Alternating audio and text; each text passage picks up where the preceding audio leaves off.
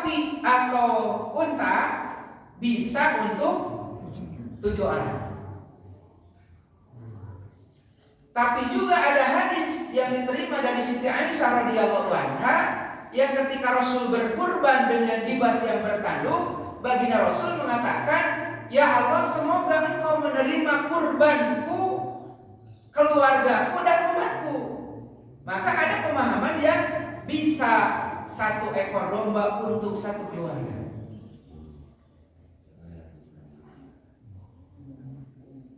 Jadi Bapak jangan sampai karena ada beda pemahaman sampai dosa sih ya. Ini mah kurban teh domba sekeluarga kan. Kalau saya berpikir begini secara logika Pak, kalau namanya 1 keluarga, pasti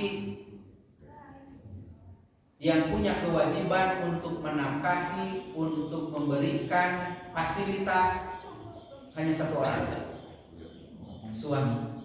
Betul Pak? Karena istri kan tidak punya kewajiban untuk mencari nafkah. Dalam ajaran Islam, perempuan, istri tidak punya kewajiban untuk mencari nafkah. Yang punya kewajiban adalah sang suami, seorang pemimpin. Maka ketika berkurban untuk atas namanya dan keluarga, menurut saya boleh-boleh saja. Kenapa? Keluarga dia yang mencari rezekinya, dia yang mencari uangnya. Kalaupun mau diatasnamakan per orang dari keluarga juga mangga. Dah hakikatnya nama tetap itu si bapak. Jadi itu mah teknis Pak. Misalnya Pak Haji Wahid berkurban atas nama dirinya dan keluarga, mangga. Dah hakikatnya mah ibadah Pak Haji. Karena yang punya uangnya Pak Haji. Atau misalnya tahun berikutnya mau diganti nama si ibu juga mangga. Dah hakikatnya nama artosnya anggar di Pak Haji. Jadi jangan sampai jadi polemik Pak. Bingung cerita benar lu mana. Kalau dalilnya ada dua-duanya, saya yakin saya tidak mengatakan yang benar itu 1.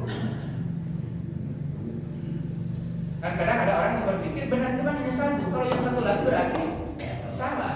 Padahal di zaman Rasul saja ketika ada orang berdua sedang bepergian ke daerah pegunungan, mendaki gunung, lalu datang waktu sholat. Pada waktu itu tidak ada air, yang satu sholat dengan tayamum, yang satu lagi juga sama sholat dengan tayamum. Tetapi setelah sholat lalu menemukan air, yang satu kan tidak sholat lagi, yang satu sholat lagi. Alasan yang satu tidak sholat lagi karena Rasul tidak mencontohkan seperti itu, tidak memerintahkan seperti itu. Dan alasan yang satu lagi dia berpikir karena Rasul tidak melarang, air ada, waktu sholat masih ada. Dan ketika dia mengadukan permasalahannya kepada Rasul, lalu ada yang dibenarkan dan yang satu disalahkan, tidak. Artinya ketika ada dalilnya Pak, tidak ada unsur kesalahan. Jadi punten Bapak tuh kayak bingung gitu kan untuk menentukan. Bahkan ada pemahaman orang yang gak mau kalau kurban kolektif pakai sapi. Padahal jelas, hadisnya jelas. Itu hadis Siti Aisyah ketika pada tahun Hudaybiyah. Baginda Rasul itu menyembelih seekor unta untuk 7 orang dan menyembelih seekor sapi untuk 7 orang. Ya teu naon. Pada kudomba ge mangga, tapi entong berdalih begini, saya mah gak mau pakai unta atau pakai sapi untuk 7 orang. Karena nanti di akhirat kurban akan menjadi tunggangan. Kecil parbut di itu. Itu mah dalil yang tidak jelas Pak. Jadi kita jangan berpikir bahwa di akhirat itu sama dengan di dunia. Sama dengan halnya kan kalau di dunia seorang suami berpoligami kan istrinya parasehat. Terus di akhirat seorang suami nanti istrinya banyak mau parasehat. Oh ada beda di dunia dengan di akhirat. Jadi berpikir di dunia jangan berpikir di akhirat, tapi dunia untuk akhirat. Jadi Bapak Ibu rahimahullah silakan mau seekor domba mangga, mau 1 ekor sapi oleh 7 orang juga mangga, mau seekor sapi untuk 1 orang juga mangga. Ya kalau bapak dan ibu uangnya banyak, jangan domba sapi banyak. sapi untuk satu keluarga, bisa sapi untuk satu orang. Nah, kalau memang rezekinya ada. Bapak Ibu jamaah kaum muslimin rahimakumullah. Jadi kembali itu terkait dengan hewan kurban, Pak ya. Jadi hewan kurban boleh satu ekor domba untuk satu orang atau satu keluarga, satu ekor sapi, satu ekor unta untuk 7 orang, mangga. Itu biasanya kita kolektif ya Pak ya. Itu tabungan nanti dibelikan dengan harga sesuai, Pak. Yang jelas ketika nanti kita berkurban, menyembelih hewan kurban, hati-hati Pak, jangan sampai buruhnya upah menyembelihnya dari hewan kurbannya. Itu yang dilarang oleh baginda Rasul itu. Nah, makanya biasanya di tiap TKM ada biaya operasional Pak ya. Gitu. Sehingga biaya operasional untuk menyembelihnya, untuk mengurusnya dan seterusnya. Sehingga betul-betul hewan kurban itu semua nanti akan dibagikan. Bapak Ibu jamaah rahimakumullah, sudah jam 6. Materi masih panjang tapi tidak masalah, hampir selesai. Nah, selanjutnya masalah kurban, daging kurban itu Pak tidak ada mustahil. Tidak ada mustahil, jadi silakan mau dibagikan kepada siapa saja, tapi yang jelas lebih utamakan orang fakir, miskin. Orang non muslim pun boleh dikasih dari daging kurban. Bapak Ibu rahimakumullah, sampai di sini ada nggak yang perlu ditanyakan? Mangga kepada Pak Haji.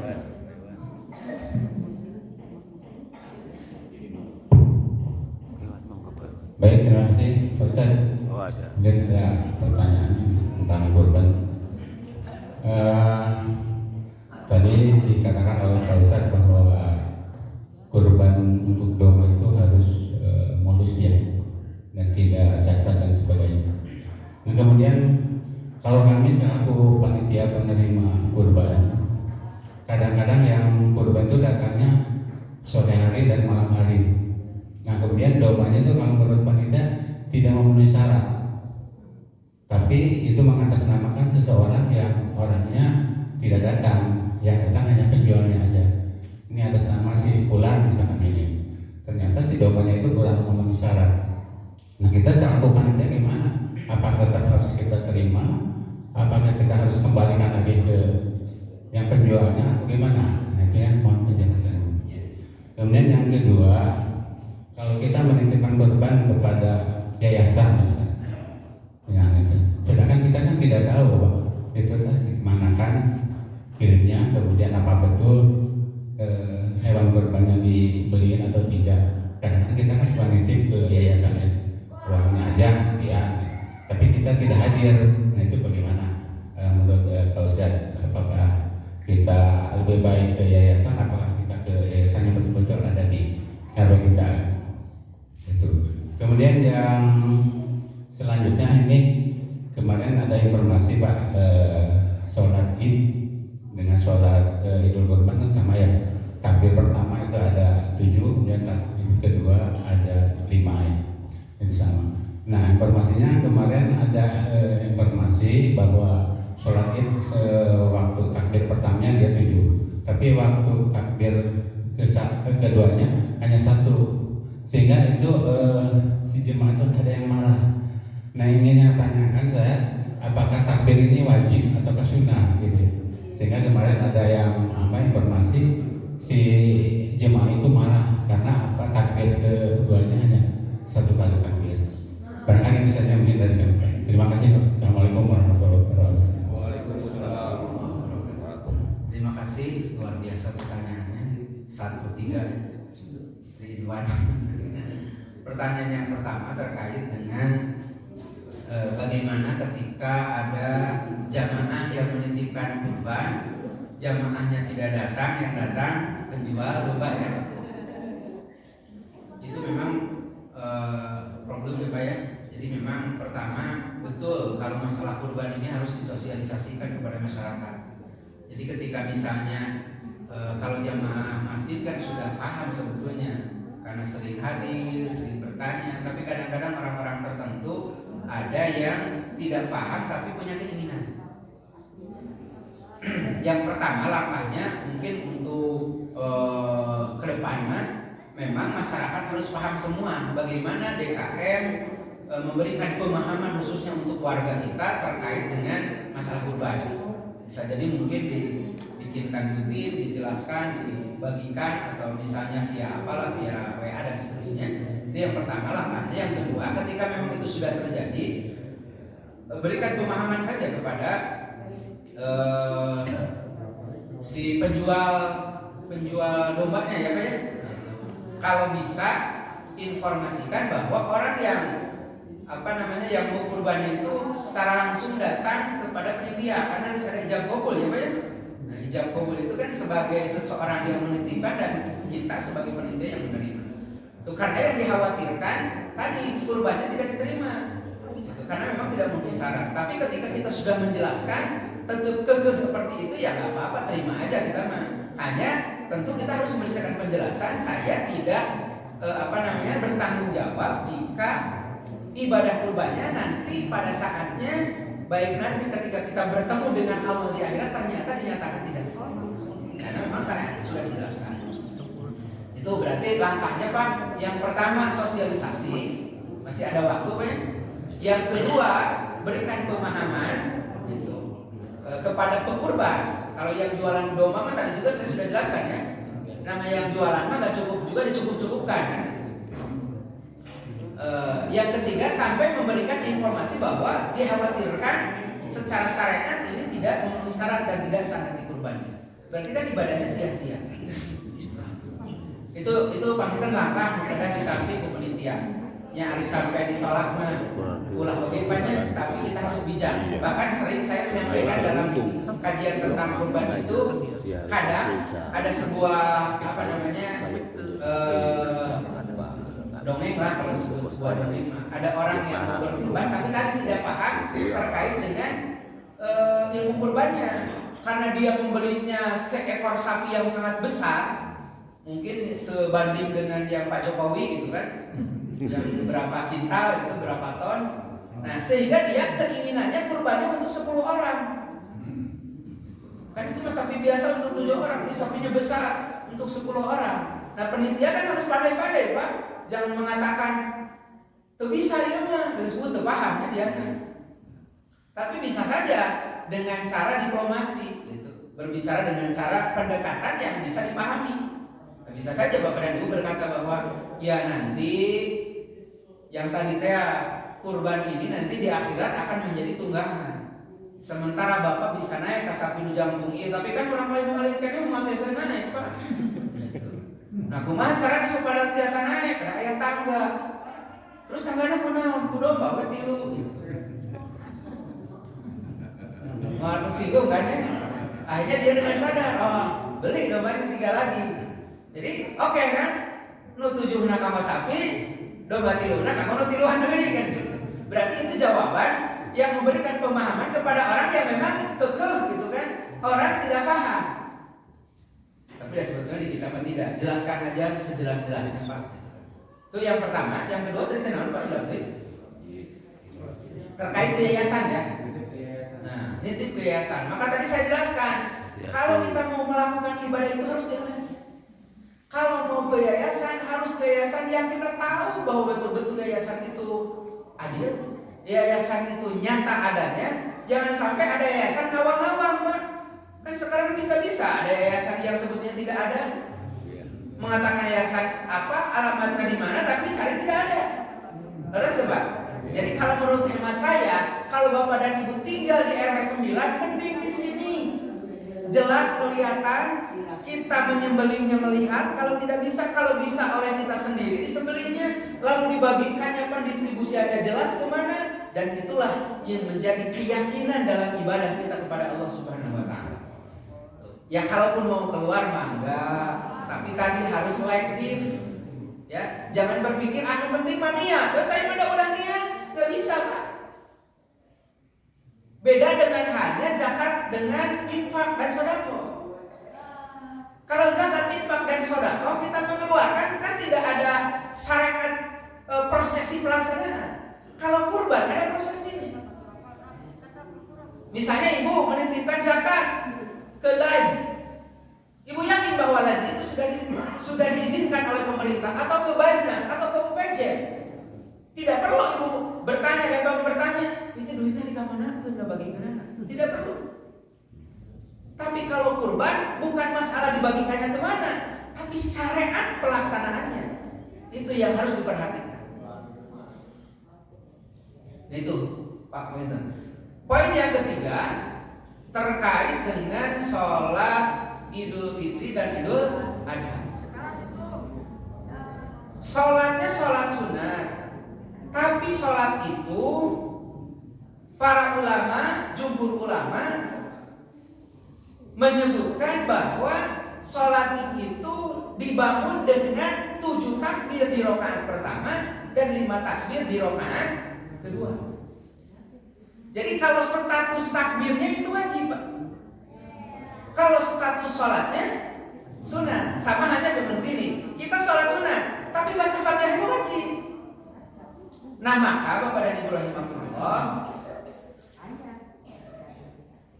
mungkin pengalaman ke depan Pak ya, kalau misalnya ada kejadian seperti itu. Jadi ke depan, pertama pengurus DKM, panitia harus ngobrol dulu dengan Ustaz. Karena ada Ustaz itu yang sholat khutbahnya 2 kali, sementara kebiasaan di masjidnya 1 kali, kan jadi kaget juga. Itu kalau dalam khutbah ya. Kalau dalam sholat seperti itu. Yang kedua, bisa jadi si khotib, si imam itu hanya 1 kali takbir karena dia lupa. Maka makmum yang di dekat imam itu harus makmum yang paham. Sehingga ketika si imam lupa harus diingatkan. Yang benar 5 berarti. Harus diingatkan. Nah itu yang jadi masalah Pak ya. Jadi panitia harus ngobrol dengan imam. Ya saya nama imam menaros teh ke penitia biasanya di kumaha. Berarti ada 2 versi misalnya khutbahnya. Aya khutbahnya hanya 1 kali, ada juga yang 2 kali. Nah, jadi hal-hal khilafiyah sehingga nanti tidak akan muncul. Ini mungkin solusi Pak ya. Kalau misalnya di sini atau di mana saja pernah terjadi gitu.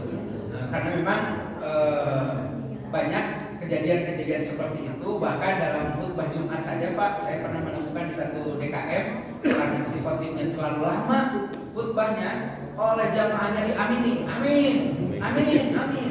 Dan si khotibnya marah Pak, emosi. Karena emosi dia tidak sadar bahwa dia itu ada di posisi khutbah pertama. Udah gitu langsung ke sholat, tidak ada khutbah kedua. Jadi lebih parah itu masalahnya. Amin, amin.